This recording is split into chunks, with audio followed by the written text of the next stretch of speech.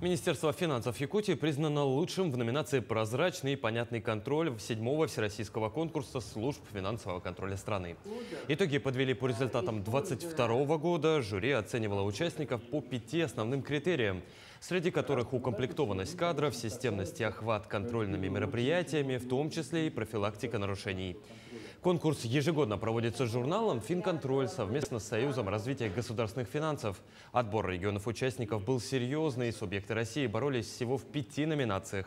Но дипломы вручили лучшим. Отмечу, что это уже 3-я победа команды ревизоров Минфина Якутии в профессиональном конкурсе федерального уровня. Номинация «Прозрачный и понятный контроль». Министерство финансов Республики Саха-Якутия.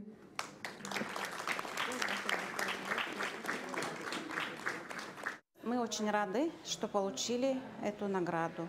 За этим стоит, конечно, кропотливая каждодневная работа наших ревизоров, которые работают в условиях нашего севера.